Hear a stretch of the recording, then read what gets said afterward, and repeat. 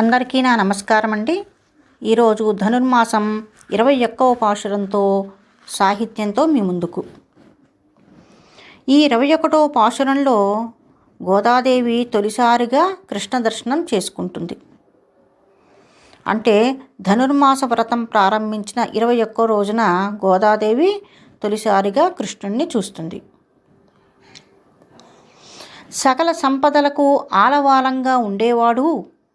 అలాంటి దేవదేవుని నుంచి ఏదో దండుకోవాలనో ఏదో పిండుకోవాలనో ఆశించి తాము రాలేదు అని గోదాదేవి కృష్ణుడితో చెప్తుంది.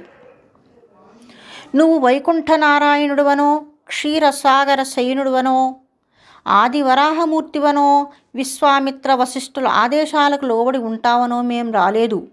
నువ్వు మా నందగోప బాలుడివి, గోపాలకృష్ణుడివి, నందనందనుడివి, అభిమానంతో పరమానందంగా చూడటానికి వచ్చాం అని అంటోంది శ్రీకృష్ణుడితో గోదా అమ్మవారు.